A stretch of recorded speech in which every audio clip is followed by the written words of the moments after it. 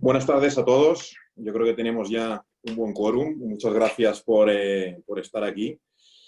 La verdad que nos parecía desde Cuatrecasas y desde ICEX que este era también, ¿por qué no?, un buen momento para hablar de Latinoamérica, porque muchos de los que estamos en este Zoom estamos convencidos de que parte del futuro de nuestras instituciones se juega en Latinoamérica.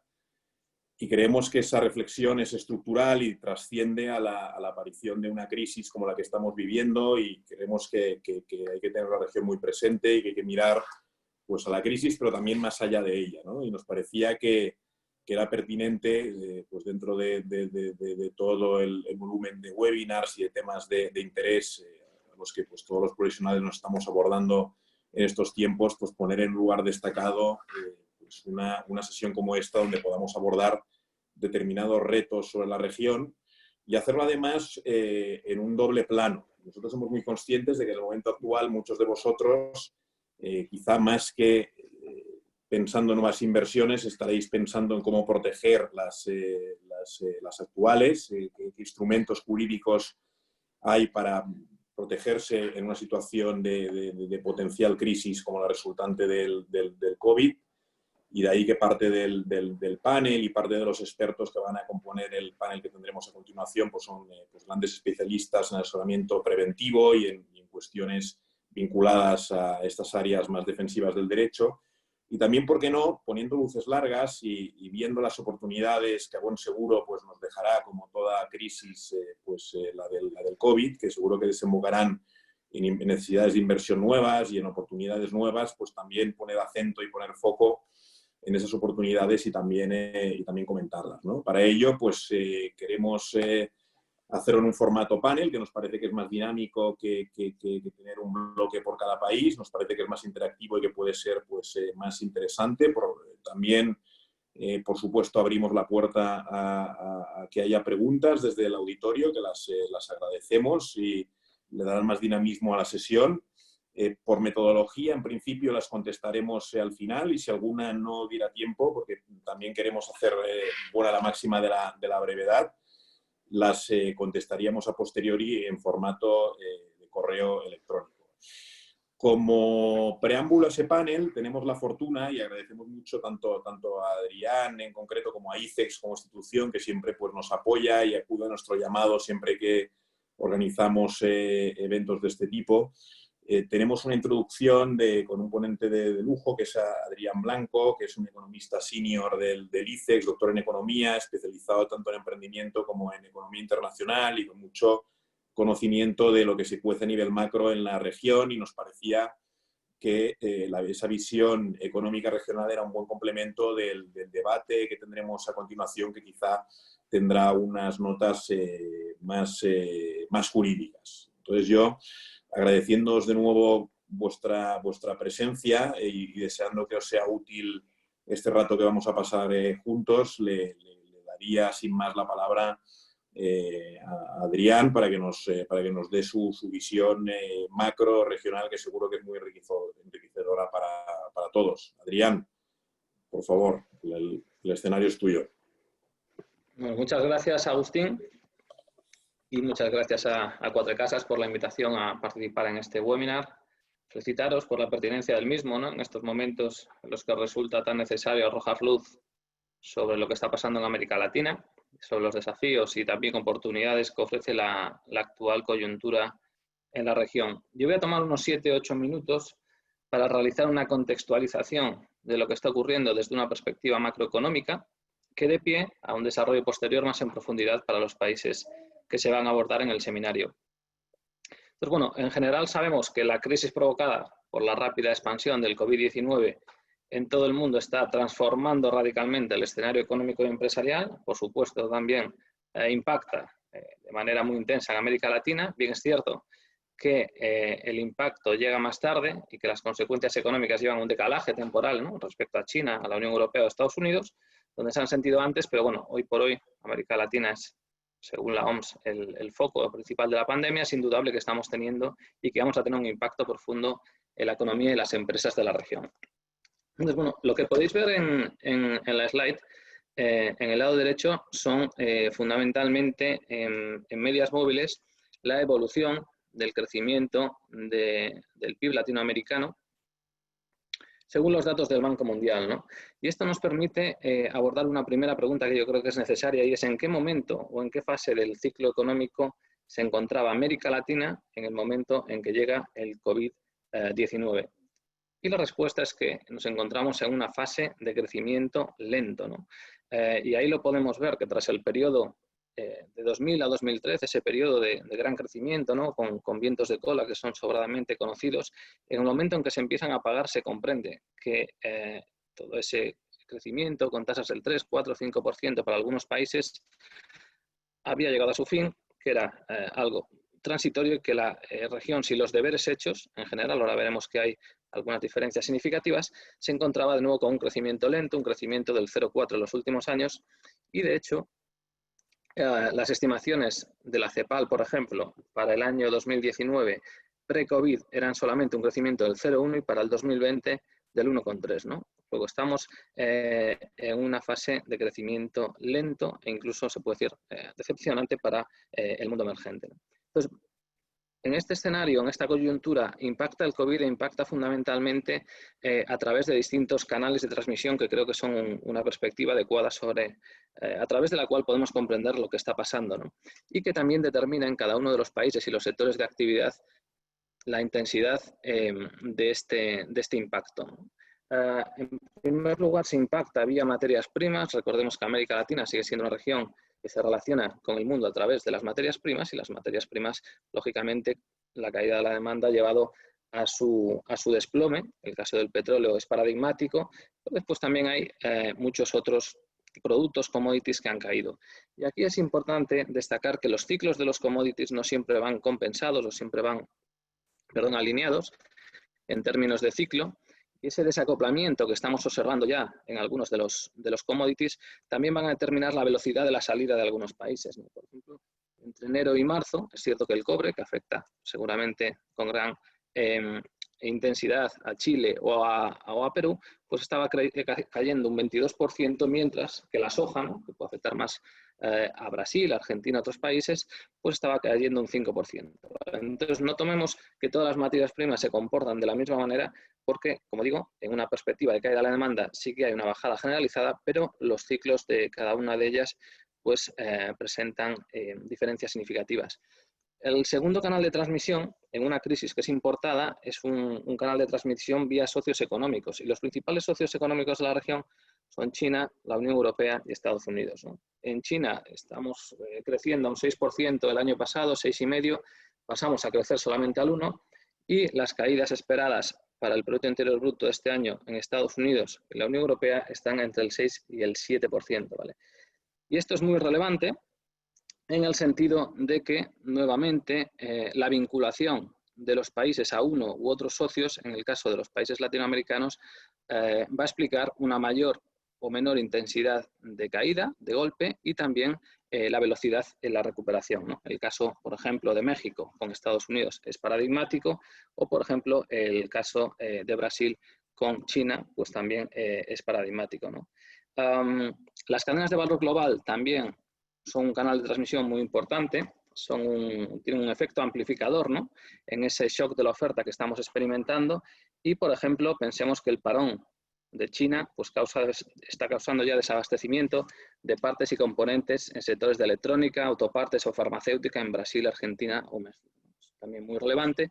Hay una fuga de capitales que no es nueva a la región, ¿no? Hay una huida hacia la calidad, normalmente hacia Estados Unidos, que no es algo menor, y se está notando mucho en la región. Esto afecta no solamente, hay que recordar, a la deuda pública, sino también a la deuda corporativa. Hay una caída de la riqueza financiera que también va a determinar menores niveles a corto plazo de consumo y de inversión, debido a la caída fundamentalmente de las bolsas. Y después también tenemos dos efectos importantes, uno sobre las remesas. Las remesas suponen una entrada en la región de alrededor de 500.000 millones de dólares al año, afecta fundamentalmente a Centroamérica, incluyendo México, y también estamos experimentando una caída sobradamente conocida en el sector del turismo, que afecta a toda la región, pero en particular a las economías del Caribe. Entonces, estos 7 canales de transmisión son muy relevantes y nos permiten comprender qué está ocurriendo en la región y dar un marco analítico a cómo los diferentes países y sectores van a salir en los próximos trimestres, como ahora veremos, de la situación actual. Pasamos la diapositiva. Y lo que tenemos también, siguiendo con los datos del Banco Mundial, es la magnitud del golpe llevado a términos de caída de producto. Hay una caída del 4,6 en América Latina y fundamentalmente en esta slide con previsiones que coinciden con el FMI, con las del Banco Interamericano de Desarrollo, con las de CEPAL, lo que nos encontramos son fundamentalmente dos tipos de conclusión. La primera, y esto sí que es absolutamente fundamental, es que el shock es transitorio. Esperamos una caída fuerte en el año actual, en el año 20, para un rebote. Nadie duda del rebote en el año 21, en el año 22, y un rebote fuerte, un rebote intenso. Y como comentaba, si las perspectivas son de interactuar vía inversión directa con la región en largo plazo, fijándonos en periodos suficientemente amplios de largo plazo y de rentabilidad de inversiones, no deberíamos estar particularmente preocupados con la caída tan intensa pero tan concentrada que vamos a tener en el año 20, como estamos viendo en el gráfico. Y después, una segunda conclusión es que hay una variabilidad muy intensa por países, ¿no? No es lo mismo estar en la situación, ¿no?, de México, que tiene unas perspectivas macroeconómicas complicadas por distintos factores y que se espera que caiga un 6% este año, con, por ejemplo, el caso de Colombia, que espera una caída de 3 veces menor. Entonces, esto también es relevante, grandes diferencias acusadas entre países, diferentes factores que van a determinar tanto la profundidad de la caída como la velocidad en el rebote, pues es el espacio fiscal para medidas contracíclicas. Aquí tenemos espacio fiscal más generoso, más amplio en economías como Perú o Chile y mucho menor, por supuesto, en economías, por ejemplo, con Argentina o como Ecuador. También va a importar mucho la resiliencia de los tejidos empresariales o la capacidad de la política monetaria para sostener la liquidez en distintos países.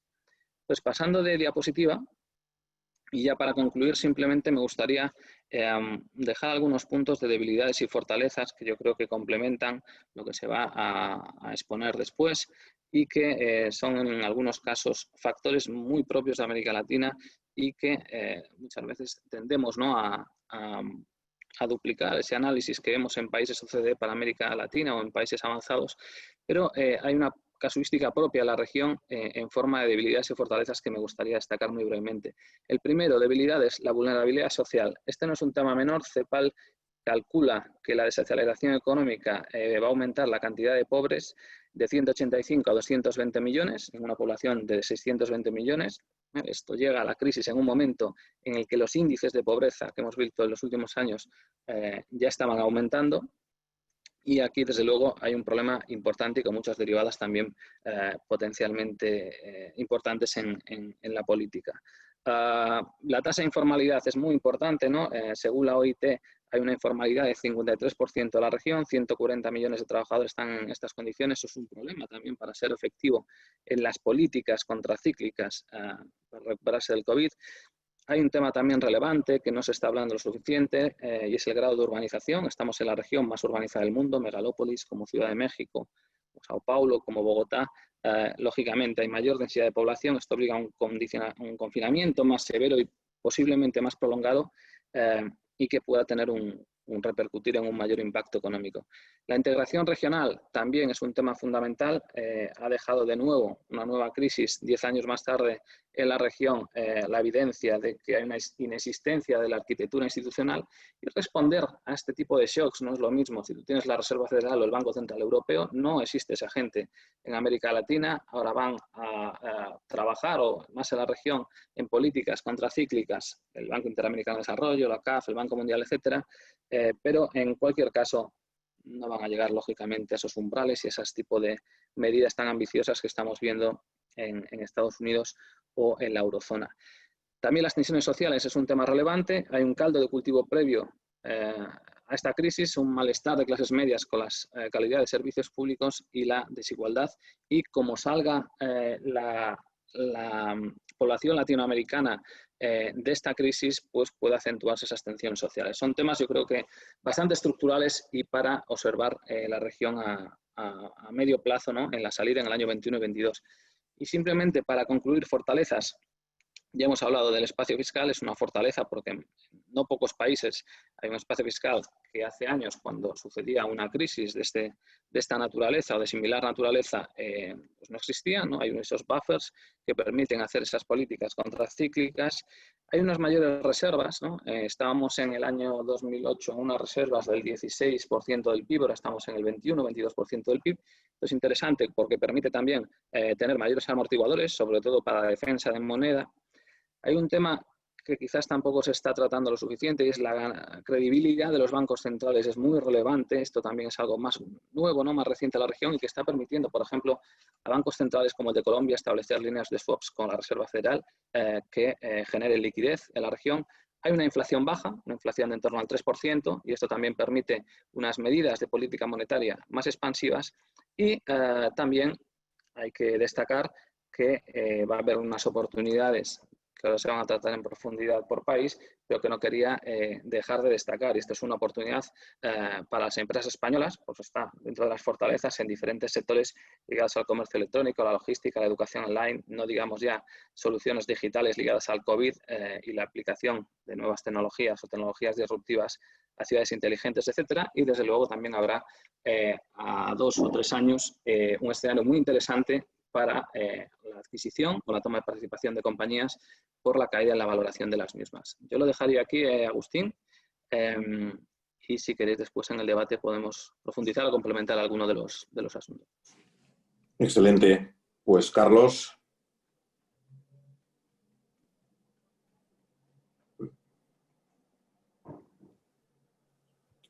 Fantástico, Agustín, Adrián, muchas gracias. Soy Carlos Lasarte, socio del área de Derecho Financiero de la Oficina de Lima. Es un placer estar aquí con vosotros hoy y compartir nuestra visión regional en el contexto que nos está tocando vivir ahora.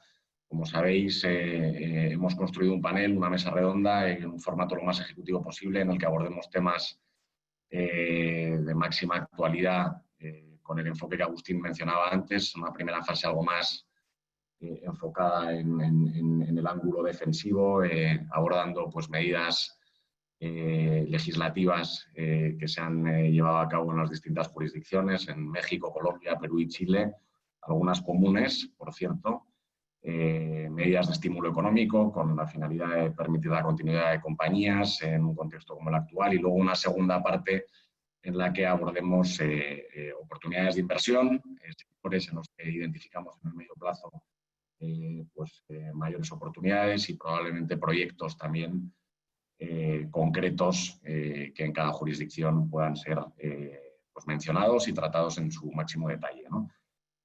Si os parece, procedo muy brevemente a presentar a nuestros panelistas. Si os podéis identificar, por favor, con vuestras cámaras. Os cuento primero, nos acompaña Cristian Conejero. Cristian es el socio responsable de nuestra nueva oficina de Chile. Cristian es especialista en litigación y arbitraje, con mucha experiencia en arbitraje internacional en toda la región. Alfonso Reina. Alfonso es abogado mercantilista, con foco en M&A y en asuntos corporativos. Es el socio responsable de nuestra operación colombiana, en nuestra oficina en Bogotá. Óscar Treyes. Óscar es socio de la oficina de Lima también. Es el socio responsable de la práctica de mercantil, corporativo y M&A, con gran experiencia en operaciones de M&A. René Irra, abogado socio de nuestra oficina de México y responsable de nuestra práctica de litigación y arbitraje en la oficina del DF. Y por último, Manuel Franco, que es asociado senior de nuestra oficina de Bogotá, miembro también del equipo de litigación y arbitraje. Con lo cual es un placer para todos nosotros estar aquí hoy con vosotros y si os parece, pues empezamos lanzando algunas preguntas con el enfoque que os he comentado. La primera de ellas está dirigida a Cristian. Cristian, como hemos visto en el contexto actual, algunas medidas adoptadas en por los gobiernos latinoamericanos tendentes a buscar congelar tarifas por servicios básicos a clientes finales o priorizar fuentes de suministro de origen estatal. En este sentido y en este contexto, ¿anticipas el incremento de la litigiosidad con entidades públicas? Bueno, muchas gracias, Carlos, por la pregunta, y aprovecho de saludar a todos los asistentes y agradecer a ISEC también por esta oportunidad.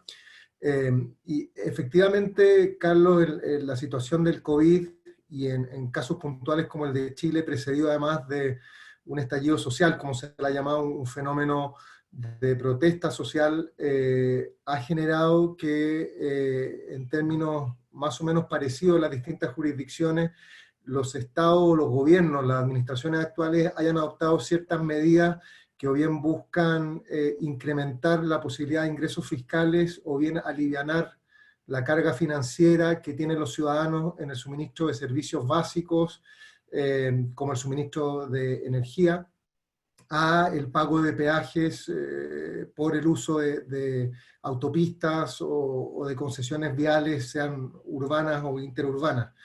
Y en ese contexto, efectivamente, se da un fenómeno de nueva normatividad, nueva legislación, que o bien, como en el caso de Chile, busca un reajuste tarifario, en materia concesional, o bien busca un congelamiento de las tarifas de suministro eléctrico en materia de suministro de energía, de generadora a distribuidora, o en el caso de Perú, ¿no es cierto?, recientemente se ha visto una anulación de los cobros de peaje, y en el caso de México también se ha visto una política de priorización del suministro a partir de fuentes de energía tradicional que son operadas por entidades estatales en desmedro de fuentes de energía renovables, muchas de las cuales han sido desarrolladas y son operadas por inversionistas extranjeros, y de eso ya nos hablará más René en detalle. Y efectivamente, cuando este tipo de normatividad pugna con el marco en el cual se realizó una determinada inversión y bajo el cual se crearon ciertas expectativas legítimas, podría dar lugar a litigiosidad tanto en un orden interno, a través de remedios locales, como se le llama, fundamentalmente litigación ante órganos administrativos o judiciales en cada jurisdicción, o también a remedios de orden internacional al amparo de tratados bilaterales de protección y promoción de inversiones, los cuales intuyo, ¿no es cierto?, porque nos ha tocado verlo de la mano de algún cliente, están siendo explorados como eventuales vías por inversionistas españoles, no únicamente, pero sí por aquellos que se encuentran en alguna de las situaciones que he descrito, sin perjuicio de que evidentemente muchas veces se considera como un remedio de última ratio, porque es ya someter al Estado receptor de la inversión a un litigio o arbitraje internacional, y por lo tanto muchos inversionistas entran en consideraciones estratégicas de si es o no el momento correcto instar por una acción o un procedimiento de esta naturaleza, o más bien buscar y agotar otras vías que permitan preservar la inversión en el tiempo. Yo me atrevo a decir, al menos en el caso de Chile, que esta normativa se ha impuesto con una vocación más bien temporal o transitoria, que hay mecanismos de reajuste o de readecuación de aquellos ingresos que se van a dejar de percibir ahora hacia futuro, pero evidentemente eso pone de alguna manera la presión en aquellos que han realizado o han llevado adelante las inversiones en este tipo de proyectos. Y por lo mismo no es descartable, de hecho ya se está viendo, sobre todo en materia de concesión vial, que se están elevando estas disputas a comisiones conciliadoras y que eventualmente terminen en algún arbitraje de orden doméstico. Y simplemente para terminar con la idea, también se aprecia a partir de la normativa general impuesta por la situación actual del COVID, una ralentización o incluso cancelación de proyectos relevantes en Chile, y me atrevería a decir también en otros países mineros como Perú y en alguna medida Colombia. Ese tipo de proyectos se está poniendo en stand-by, en pausa, a la espera de cómo se evoluciona la situación, y eso va a generar sobrecostes y va a generar repercusiones en tiempo y en costos a aquellos operadores, muchos de los cuales de nuevo son inversionistas o operadores españoles que estaban llevando adelante la ejecución de esas obras. Y la última ramificación de toda esta situación son evidentemente las situaciones concursales que se han amplificado en el último trimestre, muchas de las cuales terminan en procesos de liquidación, aunque varias también se reconducen hacia una administración más eficiente de la empresa a través de una administración concursal, y puede dar lugar más adelante a algún tipo de adquisición de lo que se llamaría, ¿no es cierto?, un distress M&A. Por eso ya lo podremos ver en detalle al hablar más de las oportunidades que se pueden presentar a futuro. Me detendría aquí en aras del tiempo. Fantástico, Cristian. Muchas gracias, muy claro. René, si te parece, en México, me gustaría preguntarte, he sabido que el gobierno está tomando medidas y decisiones en relación al sector energético. ¿Podrías darnos una actualización de cuál es la situación ahora mismo y las perspectivas, por favor? Gracias, Carlos. Yo también me sumo al agradecimiento a todos ustedes por acompañarnos en este intercambio de ideas, y también a Adrián por su presentación inicial, que fue bastante ilustrativa. Siguiendo con lo que decía Cristian, en México también hemos visto algunas decisiones que el gobierno ha tomado en el contexto de la pandemia. Al igual que ha pasado en todos los países, el gobierno de México determinó suspender una serie de actividades y mantuvo otras que calificó como esenciales. Y esto es quizá una cuestión que vamos a abordar en la segunda parte para determinar cuáles, a partir de la reactivación y la determinación de esas actividades esenciales, en donde pueden ubicarse algunas oportunidades para seguir haciendo negocio. En ese contexto de las medidas para mitigar los efectos de la pandemia, el gobierno de México tomó ciertas decisiones para modificar algunas cuestiones relacionadas con el mercado de la energía eléctrica y más concretamente con los proyectos de energías renovables. Desde hace un par de meses empezó a haber, desde finales del año pasado empezamos a experimentar ciertos cambios relacionados con los certificados de energías limpias, pero con motivo de la pandemia el gobierno empezó a tomar otro tipo de decisiones con el argumento de mitigar los efectos de la pandemia relacionados con la baja de la demanda de la energía eléctrica. Entre estas medidas se establecieron algunos parámetros para la entrada de operación de determinados proyectos nuevos, se suspendieron de manera indefinida la entrada de proyectos nuevos, fotovoltaicos y eólicos, y recientemente la Secretaría de Energía, que es nuestro Ministerio de Energía, publicó unos cambios de política en materia energética, estableciendo ciertos principios que van a llevar a una eventual modificación de las actuales reglas del mercado. En estas modificaciones esencialmente podemos encontrar unos cambios relacionados con la prioridad del despacho y se cambian los criterios que el regulador y el operador tomarán para determinar la prioridad del despacho, que esto podría eventualmente afectar a los proyectos renovables.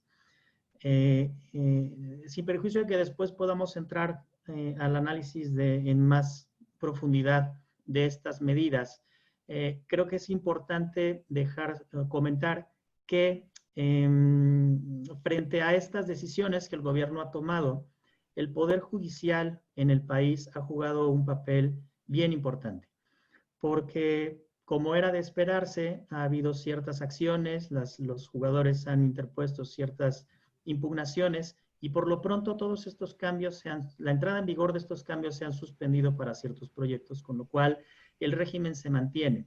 Entonces, esto es muy relevante para aquellos jugadores que ya están activos en este tipo de proyectos, porque por un lado tenemos un Poder Judicial que está reaccionando de manera esperada y está salvaguardando los derechos en un Estado de Derecho. Y por otro lado, también México, como ya lo anticipaba Cristian, otorga un contexto en el cual, en el peor de los escenarios, los inversionistas extranjeros pueden optar también por algún mecanismo de reparación en caso de que estas medidas afecten de manera significativa esas inversiones. Lo que sí sugerimos desde ahora es hacer un análisis conjunto porque la determinación de las acciones locales puede luego tener un impacto en la determinación de las acciones internacionales. Pero vamos a ver cómo evoluciona el tema. Estamos en espera todavía de que el gobierno emita las modificaciones concretas a las reglas del mercado y en esa medida poder evaluar concretamente cuál va a ser el impacto que estas decisiones están tomando. Yo me quedaría por lo pronto aquí, Carlos, y abordamos en un segundo momento las oportunidades que se pueden generar en el contexto. Fantástico, René. Muchísimas gracias. Si os parece, en relación a Colombia, Manuel, me gustaría preguntarte qué alternativas habéis identificado que tienen las empresas que se encuentran en dificultades y que no están pudiendo cumplir con sus obligaciones contractuales en relación a sus operaciones del día a día y proyectos en Colombia. Gracias, Carlos, por la pregunta. Buenos días a todos, buenas tardes a todos en España.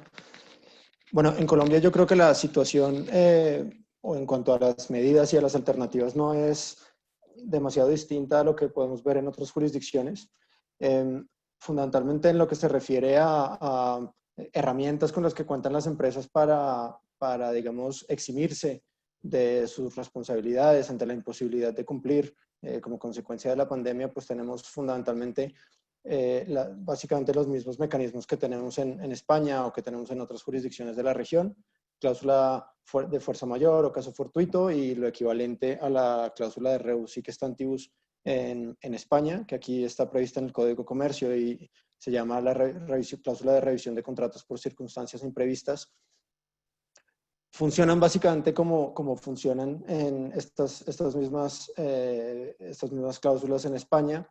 No obstante, yo lo que creo es que si bien pueden ser unas alternativas útiles a medio o largo plazo, y desde luego cuando existe una controversia, no son necesariamente una respuesta inmediata a los problemas principales por los que están atravesando las empresas actualmente, fundamentalmente la falta de liquidez. Por ejemplo, la fuerza mayor en Colombia, al menos, y en términos generales, no se puede alegar como eximente de responsabilidad ante la imposibilidad de cumplir una obligación de pago de cantidades de dinero, porque el dinero se considera un genérico y que por tanto no cumple con los requisitos exigidos por la jurisprudencia.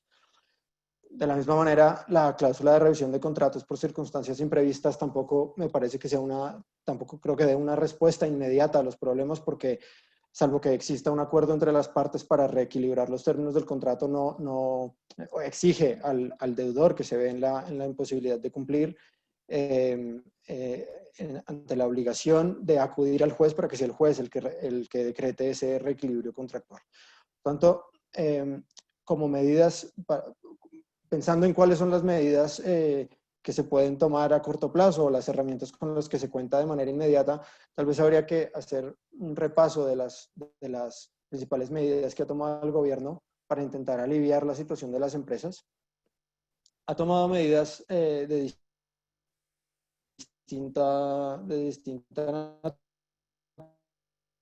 naturaleza y en distintos sectores, e intentando dar respuesta a determinar, por lo menos desde el punto de vista que sea un verdadero salvavidas para las empresas, pero una serie de medidas que en su conjunto pueden ayudar a las empresas en determinadas situaciones. Por ejemplo, ante el acusado problema que tienen muchas empresas que se ven ahora mismo atrapados en contratos de arrendamiento de locales de negocio, que sin embargo no pueden abrir al público para generar ingresos, se han tomado medidas para intentar flexibilizar la situación, aplazar las fechas de revisión de los alquileres, prorrogar la duración de determinados contratos que vencían justo en este momento, suspender en general los procesos de desalojo, y recientemente, por ejemplo, se ha también aprobado una exención general al pago del IVA relacionado con los alquileres de locales comerciales, que va hasta 31 de julio. Se han tomado muchas medidas en el ámbito laboral.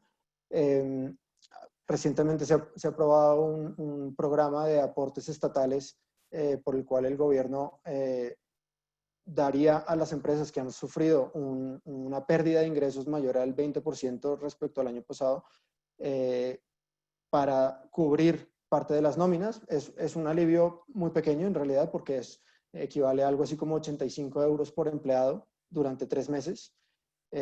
Y más que eso, lo que se ha intentado es, en la medida en la que en Colombia no existe algo parecido al ERTE que hay en España, se ha intentado dotar a las empresas con cierta flexibilidad ante el sistema laboral en Colombia es bastante poco flexible, pero se han tomado determinadas medidas para flexibilizarlo. Por ejemplo, permitir a las empresas establecer licencias remuneradas compensables con horas que se recuperarían posteriormente, modificación de jornadas de trabajo, permisos remunerados, vacaciones anticipadas, etc. Para terminar, tal vez creo que lo más interesante es mencionar cómo se ha intentado ajustar el procedimiento concursal a la situación actual. El procedimiento de insolvencia en Colombia tiene o responde, digamos, a los mismos principios y reglas que existen en el procedimiento concursal español, pero tiene un principal problema y es que dura demasiado tiempo. De media, tardan desde la declaración del concurso hasta el acuerdo con los acreedores, se tardan unos 20 meses y evidentemente eso hace que no sea una solución a los problemas actuales.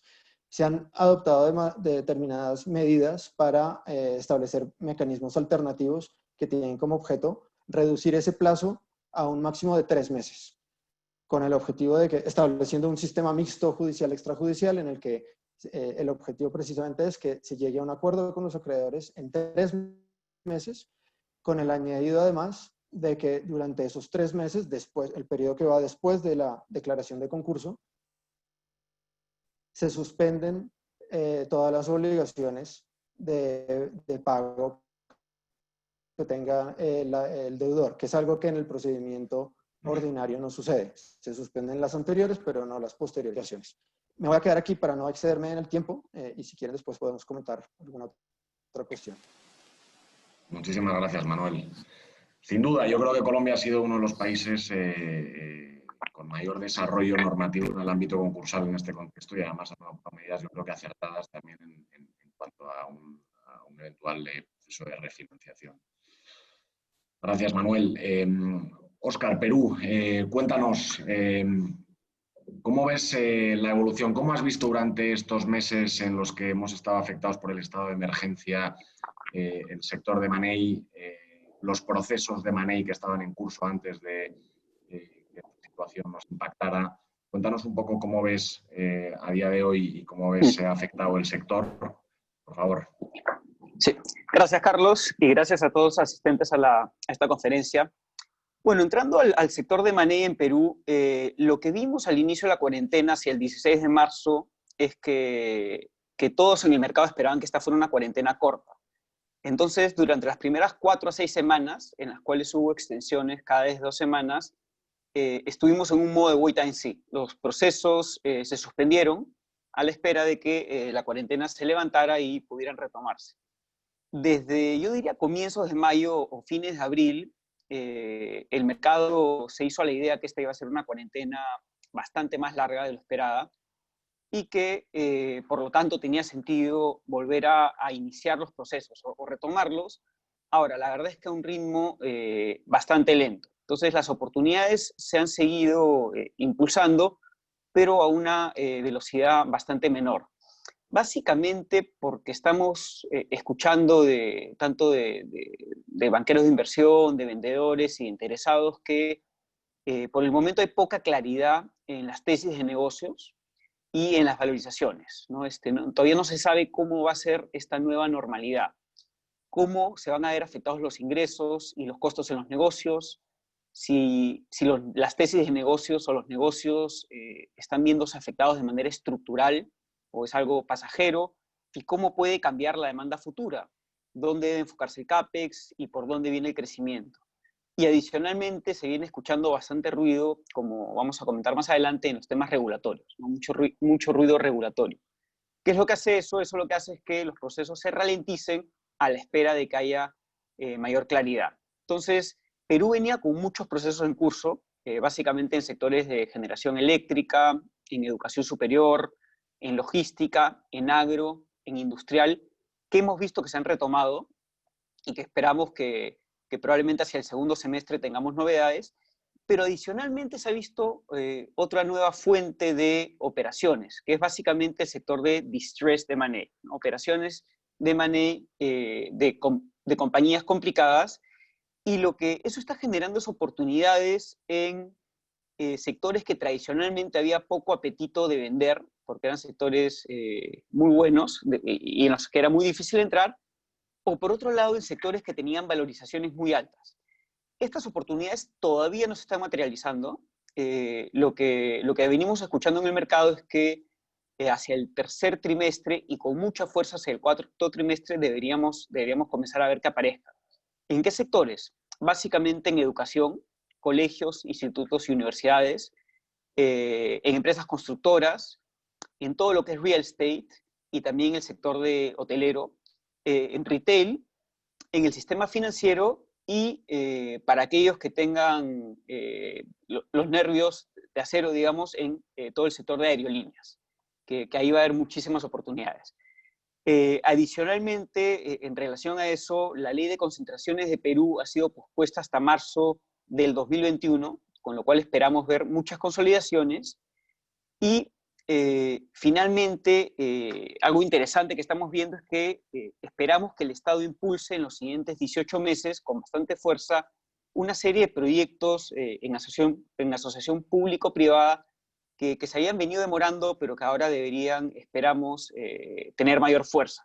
Básicamente un ferrocarril por 227 millones, una carretera, la longitudinal, por 464 millones, 3 líneas de transmisión por 230 millones, plantas de tratamiento de aguas residuales por más de 150 millones, un proyecto de masificación de gas natural por 200 millones, 2 hospitales por 254 millones, una obra muy importante que son obras de cabecera por 720 millones y obras de mantenimiento de colegio por 600 millones. Entonces, si bien vemos que actualmente la crisis lo que ha hecho es un poco suspender los procesos y demorarlos, tenemos expectativas y esperanzas que en los siguientes 3 a 6 meses deberíamos ver un reinicio de la actividad de M&A y de Distress M&A y adicionalmente en proyectos de infraestructura.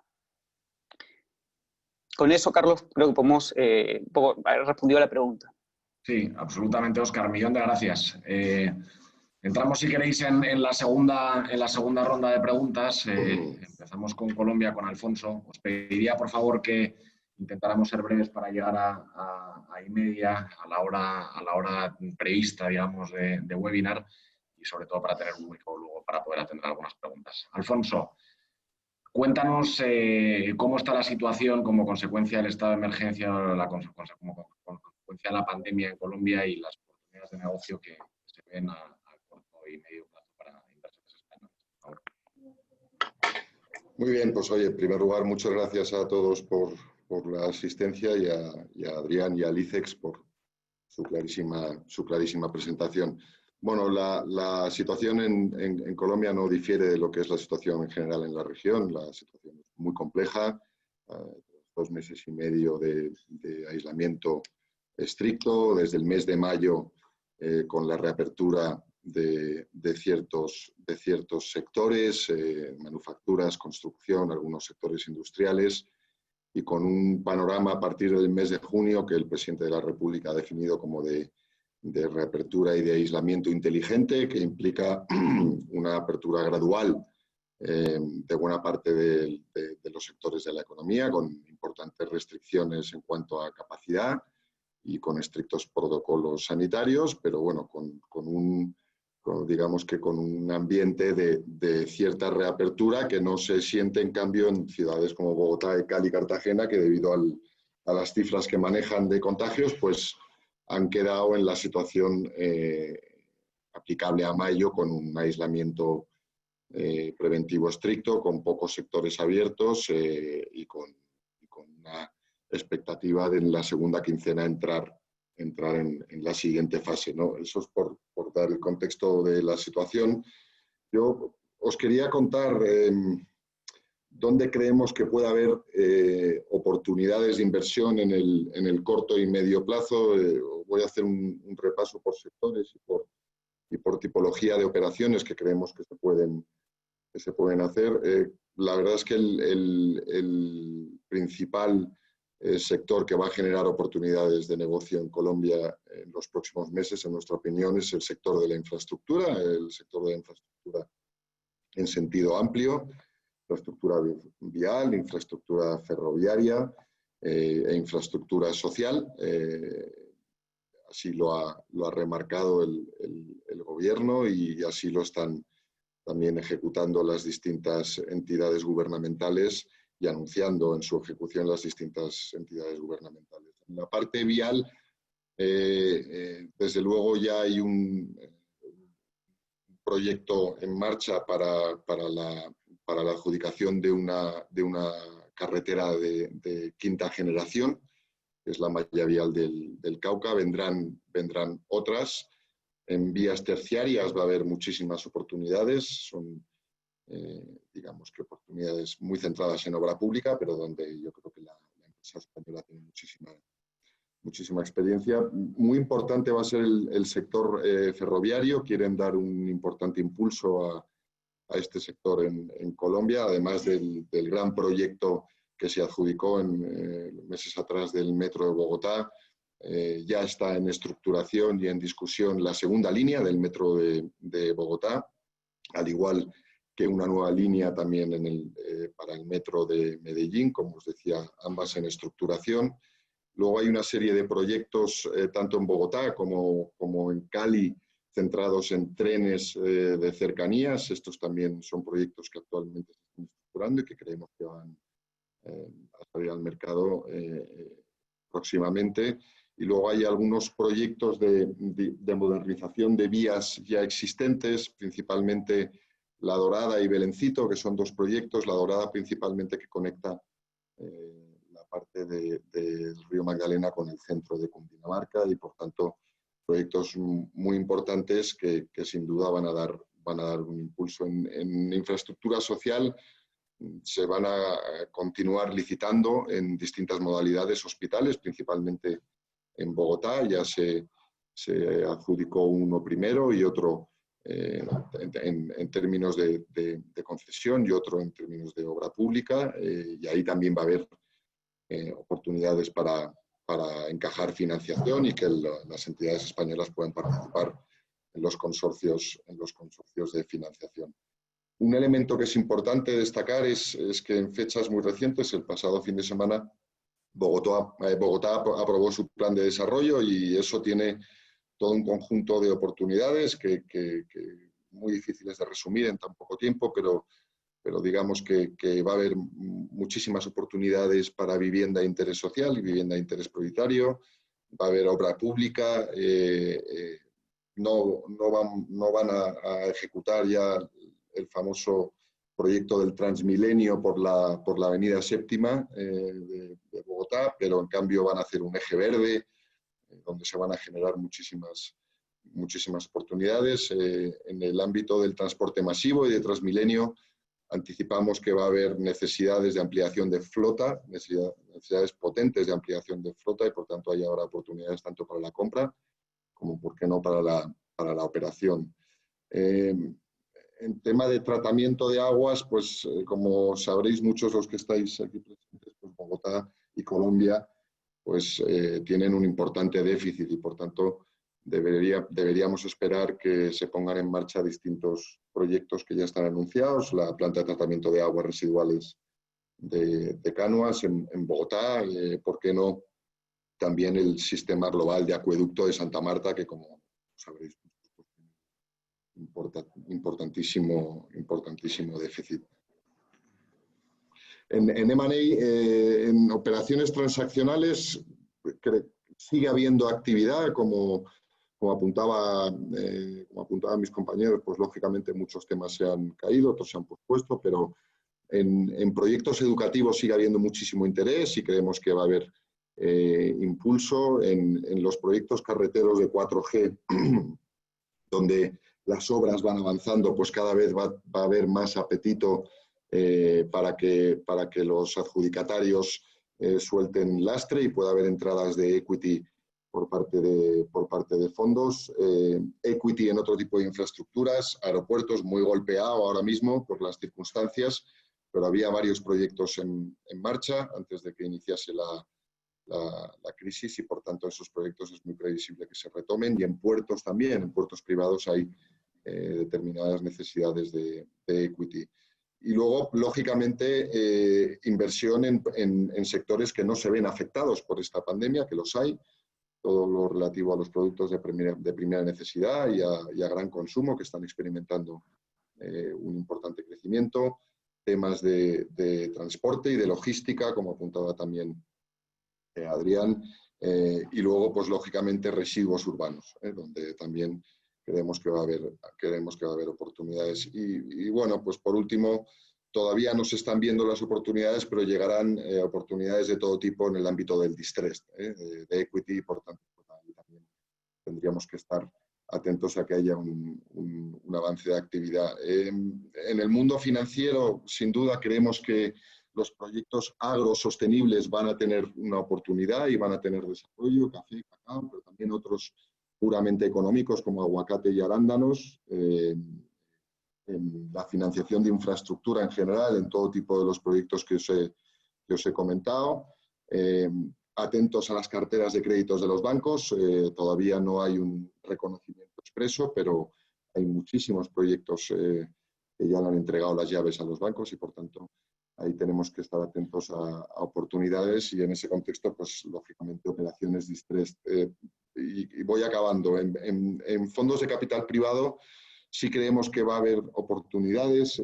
La crisis paralizó un número considerable de exits que estaban en curso, y por tanto, ahí, como comentaba también Óscar, pues las valoraciones han cambiado, las perspectivas y las aspiraciones de comprador y vendedor, pues lógicamente van a cambiar, pero ahí seguro que también tenemos oportunidades a las que estar atentos. Sector de energía, que es un sector muy potente en Colombia, lógicamente va a seguir generando oportunidades, tanto en el ámbito de las renovables, equity, desarrolladores, EPCistas, a los distintos niveles, y para acometer el plan de expansión de las líneas de transmisión, pues va a seguir habiendo oportunidades para la licitación y la construcción de líneas. Y por último, y con esto termino, turismo y hostelería, pues lógicamente sector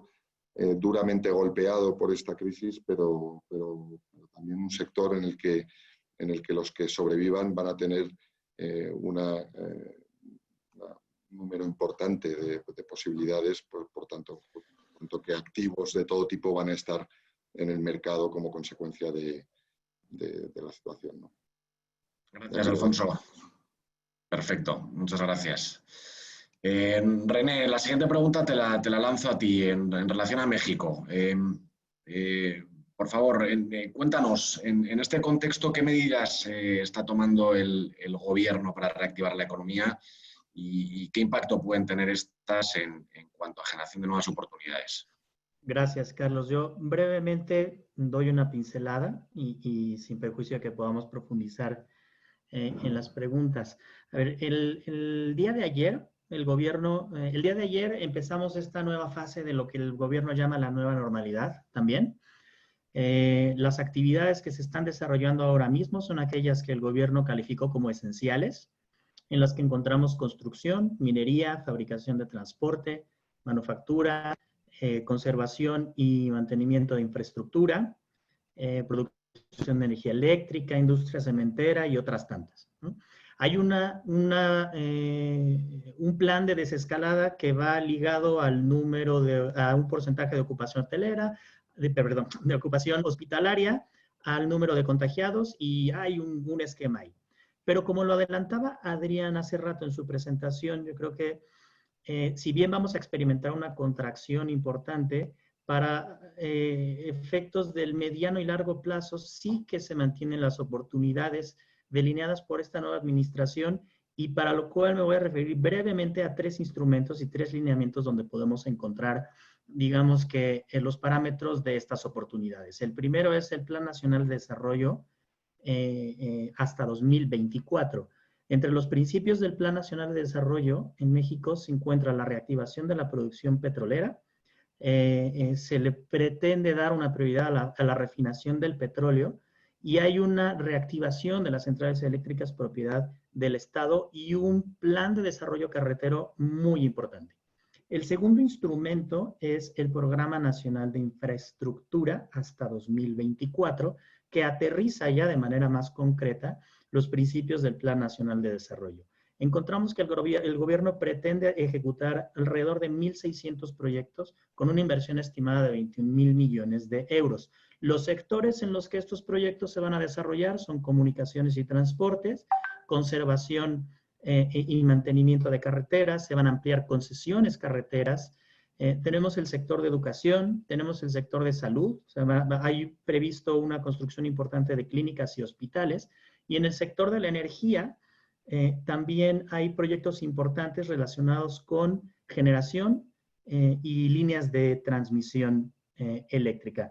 Se pretenden ampliar las centrales de ciclo combinado y en el sector hidrocarburos se pretende la reanudación de las asignaciones de contratos de exploración y producción petrolera cuando los asignados empiecen a producir. Aquí la buena noticia es que ya hay proyectos que abrieron recientemente sus válvulas, un proyecto de $1.000 millones comienza a producir, con lo cual estamos dando los pasos necesarios para poder abrir a nuevas asignaciones. El tercer lineamiento, que es el Acuerdo Nacional de Inversión en Infraestructura, que se publica a finales del año pasado, contempla un paquete inicial de 147 proyectos con una inversión inicial de $40.000 millones y los sectores nuevamente son los mismos. Transporte, dentro de transporte hay desarrollo carretero, ferrocarriles, 22 proyectos de puertos y 29 proyectos en aeropuertos. Tenemos proyectos en telecomunicaciones, en agua, en turismo y en salud. Ahora mismo tenemos dentro de este gran esquema 74 proyectos en la fase de preinversión y 10 proyectos en licitación, incluso algunos publicados la semana pasada. Entonces creemos que las perspectivas a mediano plazo son alentadoras y que sí que pueden ofrecer oportunidades interesantes. Yo me quedaré aquí en atención al tiempo, Carlos. Muchísimas gracias, René. Cristian, volvemos a Chile. Cuéntanos, ¿cómo ves el frente más transaccional? Por áreas, industrias y sectores, ¿dónde identificáis un mayor volumen de oportunidades? Gracias, Carlos. Y quizá en aras del tiempo voy directo al grano a lo que yo creo que son frentes o industrias relevantes de posibles oportunidades o inversión. Lo primero es en materia concesional. El gobierno, bajo la administración de Piñera, ha puesto en marcha un plan en materia concesional sumamente ambicioso que supone básicamente un compromiso financiero cercano a $15.000 millones y además lo ha reforzado con un plan adicional concesional en materia hospitalaria y de red concesional urbana e interurbana en un programa a ejecutarse en el segundo semestre del 2020 y primer semestre del 2021 por $3.600 millones adicionales. Hay varios concesiones que están siendo de hecho convocadas o han sido convocadas, llamadas a licitación en la semana más reciente, en plena época COVID, fundamentalmente en materia hospitalaria y también de alguna autopista. A nivel también, digamos, de transacciones, se anticipa que pueda haber un cambio de control a través de ventas en algunas de las concesiones ya operativas, es decir, que ya han sido desarrolladas, que van a entrar fondos de inversión similar a lo que describía Alfonso a propósito de Colombia, y ahí se pueden dar también oportunidades de entrada de nuevos actores en el negocio concesional. El segundo eje es energía. Chile también ha anunciado la implementación de un plan de promoción de energía renovable, un plan muy agresivo de descarbonización. Chile no es un país que abrace o promueva energías nucleares, y en cuanto a recursos hídricos han habido algunos proyectos que han generado un cierto grado de resistencia social, con lo cual claramente el foco hoy en día es seguir potenciando la red de energía renovable, y evidentemente eso implica que se van a seguir licitando nuevos bloques de energía con prioridad, me imagino, sobre todo por el costo al cual puede producirse la energía a través de fuentes renovables para actores en este tipo de energía. y eso va a dar fuentes de inversión tanto para los operadores como para constructores, muchos de los cuales son inversionistas o grupos empresariales españoles. Y el tercer eje, yo diría, se va a dar en materia de servicios. Evidentemente está el escenario hoy en día es muy deprimido, pero eso también va a dar pie a oportunidades en industrias como hotelería, turismo, restauración, también servicios de transporte, en donde es anticipable que puedan producirse también operaciones de adquisición o entrada de nuevos actores para poder desarrollar este tipo de actividades. Y me detendría ahí, Carlos, simplemente una pincelada, pero al menos permite anticipar por dónde pueden surgir algunas oportunidades a futuro. Sin duda, sin duda. Muchas gracias, Cristian. Para cerrar el panel, vamos con Óscar. Sin más, recordaros que si tenéis alguna pregunta que nos queráis lanzar, por favor, aprovechad esta última intervención para lanzarla en la plataforma, en la pestaña de Q&As, y abordaremos más tarde. Óscar, antes comentabas, anticipabas oportunidades en el mercado peruano, en el ámbito de M&As, dabas alguna pincelada a algún sector. Comentabas también sobre los proyectos priorizados en el Plan Nacional de Infraestructura. ¿Cómo ves desde una perspectiva más macroeconómica el mercado peruano a medio plazo? Gracias, Carlos. A ver, voy a enfocarme en las ventajas del mercado peruano y en algunas nubes que vemos en las que hay que tener cuidado. Por un lado, lo primero que hay que ver es que el Perú es ya un país con una tradición de apertura al mercado y de reglas claras. Ya tenemos más de 30 años de estabilidad. Por suerte venimos con mucha disciplina fiscal, entonces es un país que hacia fines de 2019 teníamos un endeudamiento del 26% del PBI, que es de los más bajos de la región. El paquete estímulo ha sido muy potente, 12 puntos del PBI para combatir el COVID, con un plan de, por ejemplo, Reactiva Perú de financiamientos a las empresas de 17 billones de euros. Hemos hace pocos días firmado una línea con el Fondo Monetario Internacional por 11.000 millones de dólares, y adicionalmente es una economía con alta correlación con los metales y se espera que los precios de los mismos se recuperen una vez que China termine su recuperación, con lo cual las perspectivas por ese lado son positivas. Algunos puntos con los que hay que tener cuidado o que hay que tener en consideración es que actualmente estamos viviendo un enfrentamiento entre el Congreso y el Poder Ejecutivo, que está llevando a ciertas propuestas populistas que podrían generar riesgos regulatorios, potencialmente impuestos y algo de mayor intervención del Estado en la economía y mayor regulación en sectores tales como el financiero, la educación, los servicios públicos. Y por otro lado, que en el 2021 tenemos elecciones y todavía no hay mucha claridad de cuál es la tendencia en esas elecciones.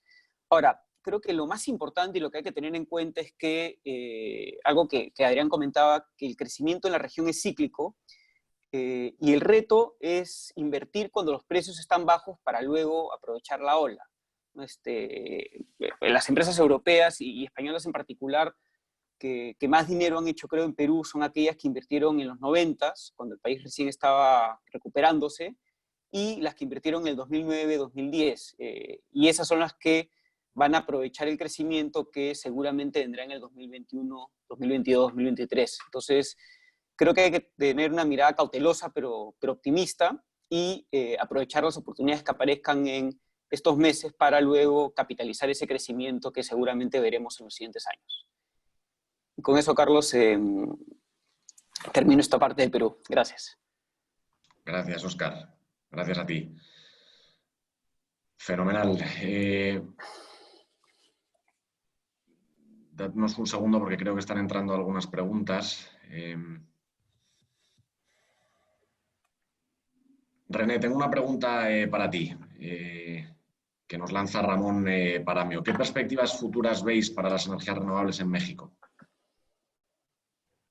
Es una gran pregunta esa. A ver, México tiene una serie de compromisos internacionales relacionados con el aumento de la producción con el aumento del porcentaje de generación de energía eléctrica, y tenemos que llegar a unos determinados porcentajes, ¿no?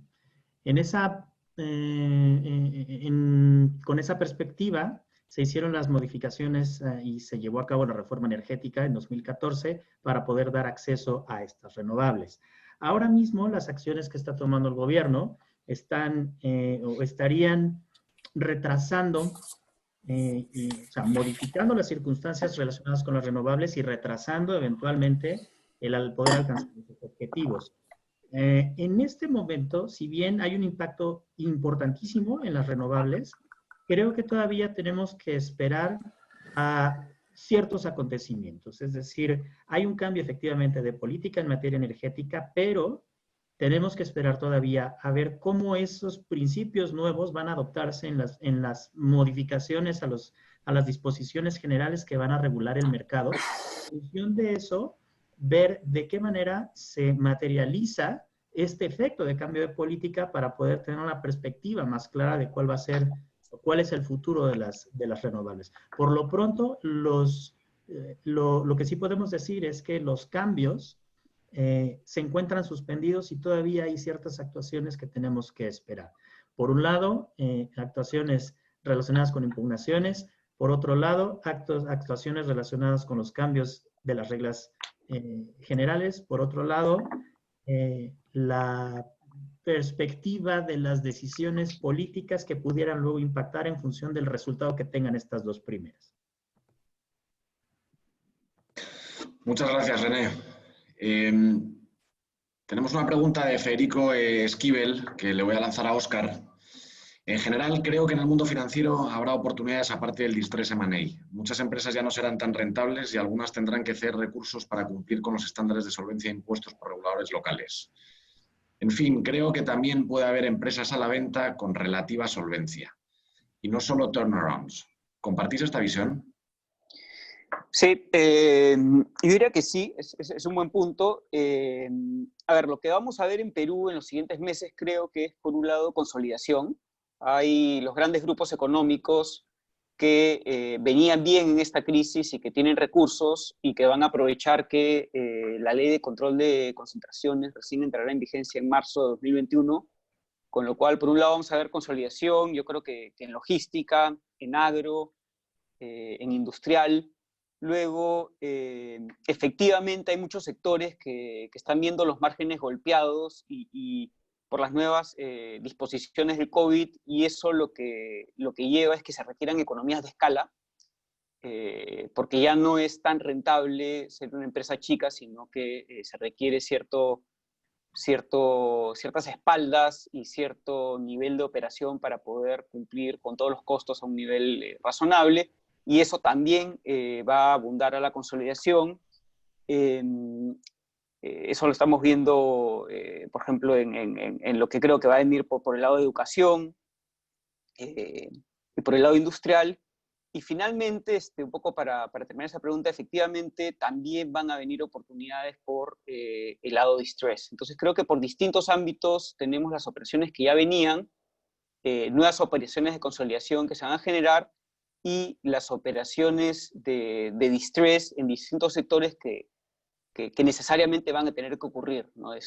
Por ejemplo, Perú tenía un sector de servicios al turismo y de restaurantes que había crecido muchísimo, muy atomizado.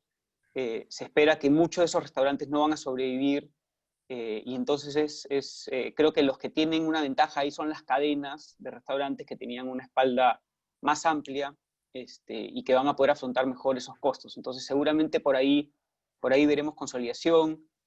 A nivel de hoteles también va a tener que haber necesariamente una consolidación, porque los hoteles medianos y chicos difícilmente van a poder aguantar la crisis, y como eso, distintas oportunidades que se van a ir generando los siguientes meses. Muchísimas gracias, Óscar. Tenemos dos preguntas más. La primera para Cristian. Luis nos lanza una pregunta. ¿Cuáles son para ti, Cristian, las previsiones de negocio en Chile en el sector de energías renovables, concretamente fotovoltaica? Bueno, la verdad es que en materia de energía renovable, como decía antes, todavía el país tiene una necesidad de suministro que no se ha ocupado para nada, y por eso es que el gobierno anticipa seguir licitando bloques de energía a nuevos actores. Lo que ocurre hoy es una situación transitoria, evidentemente algo preocupante, pero que, como dije al inicio, yo creo que va a tener esperemos que tenga una solución feliz, que es el congelamiento de las tarifas, que sobre todo le ha pegado fuerte a las energías renovables, muchas de las cuales son fotovoltaicas, porque muchas de estas empresas entraron fuertemente apalancadas con financiación, algunas de ellas en operaciones más grandes con financiación internacional, y evidentemente el repago de la deuda se complica algo si se congelan las tarifas y la tasa de retorno no es la misma que se esperaba cuando se licitó y se adjudicó el bloque de energía que le corresponde a esta empresa. Afortunadamente el gobierno ha salido al paso y ha tratado de abrir una negociación tripartita con los principales financistas internacionales, el IFC, el Banco Interamericano, el Banco Mundial, para renegociar los términos de repago de la deuda y así facilitar o aliviar el peso de la financiación en las empresas que están desarrollando, llevando adelante proyectos de energía renovable. Pero la perspectiva sigue siendo optimista. De hecho, hay grandes fondos de inversión que recientemente han entrado con portafolios muy interesantes, incluso de más de 500 megavatios, en donde el foco está en energía fotovoltaica y energía eólica y solar. No hay que olvidar que Chile además tiene condiciones particularmente atractivas para el desarrollo de este tipo de fuentes de energía por la capacidad solar y la capacidad eólica en varias partes del país. Entonces, yo me atrevería a decir que superada la coyuntura actual, que, insisto, creo que va a ser solucionada pacíficamente, va a seguir siendo un mercado atractivo de generación. Los precios luego de la entrada de las renovables, por ahí por el 2016-2017, se han estabilizado. Hubo un bajón muy importante del valor megavatio, pero en los últimos años se han estabilizado bastante, y por lo mismo sigue siendo un área en la que parece atractivo poder pensando sobre todo en un horizonte a mediano o largo plazo, como el que explicaba Oscar, puede ser atractivo poder posicionarse dentro del mercado de suministro de energía en Chile. Muchísimas gracias, Cristian. Tenemos otra pregunta en relación al canal Horeca, tanto en Colombia como Chile. Si queréis, luego, Cristian, puedes puntualizar, se la lanzo a Alfonso. Nos la envía María Cerralaza. Buenas tardes. ¿Cuándo se reactivará el canal Horeca en Colombia y en Chile? Alfonso, esa va para ti. No te oímos, tienes el mute puesto, perdón. Sí, gracias María por la pregunta. La verdad es que las perspectivas no son muy halagüeñas. Digamos que tanto el sector hotelero como la restauración y cafeterías y bares en general, pues son uno de los sectores o son sectores en los que el gobierno se ha manifestado respecto a restaurantes que la reapertura no es posible y que solo pueden funcionar en delivery para domicilios y para recogida en el propio local. Si en Horeca también entiendes que pudieran estar incluidos bares y otro tipo de locales de ocio y la distribución asociada a todo ese negocio, pues esos están claramente, digamos que suspendidos, y probablemente sea de lo último que vuelva, por lo que está manifestando el gobierno. Y el sector hotelero, pues sin duda está presionando muchísimo para que se pueda producir una mínima reapertura, primero del país internamente y luego del país internacionalmente, para que puedan digamos que reiniciar actividades, ¿no? En la restauración, pues salía la semana pasada un artículo en la revista Semana que daba un buen repaso a los principales restauradores del país, en los distintos formatos, y la verdad es que muchos de ellos estaban ya sin posibilidades y con muy malas perspectivas de supervivencia, con lo cual yo creo que este es un sector donde va a haber una reordenación potente. Yo no diría mucho más. La verdad es que la visión desde Chile es muy parecida a la que describe Alfonso en Colombia. Sí se ha dado digamos, algo de aire a todo lo que es suministro de servicios a través de plataformas electrónicas o por vía remota. Y eso está funcionando francamente bien en Chile, pero dentro del territorio nacional. Ya cuando se piensa en cadena de valor transnacional, hay problemas de suministro, hay dilaciones en entrega de mercadería, y eso ha complicado evidentemente la puesta en marcha y el desarrollo de este tipo de negocio a nivel de servicio. Pero sobre todo las empresas que se posicionaron bien y a tiempo en el uso de plataformas electrónicas o virtuales que facilitaban la entrega de este tipo de servicios y bienes, se han visto beneficiadas o al menos han logrado compensar la pérdida que implica la actividad no presencial por parte de clientes o usuarios finales. Sin duda, sin duda. Muchas gracias, Alfonso. Cristian, ya para cerrar, la última pregunta nos la plantea Alfonso Romera. Óscar, te la voy a lanzar a ti. Las soluciones de inversión privada de la industria, agricultura y sector turístico que implican puesta en marcha de desaladoras para dar agua de calidad a sus instalaciones, ¿pensáis que el COVID paralizará este tipo de inversiones? Gracias, Carlos.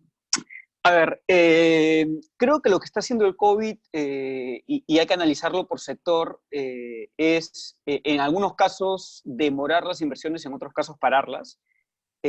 Comenzando por el sector menos afectado, el agro, es un sector que por lo menos en Perú sigue funcionando bien, tanto para consumo interno como para exportaciones. Las empresas agroexportadoras se han visto poco afectadas, por no decir casi nada afectadas, más allá en probablemente un incremento de costos por las necesidades de los protocolos. Yo creería que las empresas de agro, por tanto, van a continuar con sus planes de inversión. Probablemente los demoren 6 a 12 meses hasta tener un poco mayor de claridad de panorama, pero esas deberían seguir con las inversiones en desaladoras. El sector industrial sí se ha visto más golpeado, no solamente por incremento de costos, sino por afectaciones en la demanda. Creería que ahí estamos viendo más un panorama de probablemente 12 meses hasta que esperen ver cómo la situación los está afectando, y ver si todavía pueden incurrir en esas inversiones de capital. Y por el lado del turismo, yo me atrevería a decir que las perspectivas no son buenas. Es un sector que hace 3 meses que no vende y que probablemente va a tener 2 meses más de casi nulas ventas y luego un año muy malo. Entonces, yo veo difícil que el sector turismo vaya a continuar con inversiones, salvo que ya estuvieran un proyecto muy avanzado, muy comprometido. Yo me atrevería a decir que en ese sector probablemente estemos viendo algo de 24 meses o más antes de que se renueven esas inversiones de capital que implican gastos importantes. Fenomenal, Óscar. Muchísimas gracias. Pues yo creo que no hay más preguntas. En todo caso, deciros que si por algún casual queréis plantearnos alguna inquietud, alguna duda adicional, por favor no dudéis en escribir al correo que veis en pantalla ahora mismo. Será un placer. El objetivo de este webinar, entre otras cosas, es poder generar un canal de comunicación con vosotros en este contexto que nos toca ahora de trabajo digital, virtual.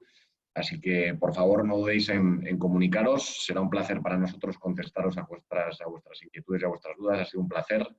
Agradecer nuevamente al ICEX, a Adrián, por su presencia, y a todos los panelistas por su disponibilidad y por su,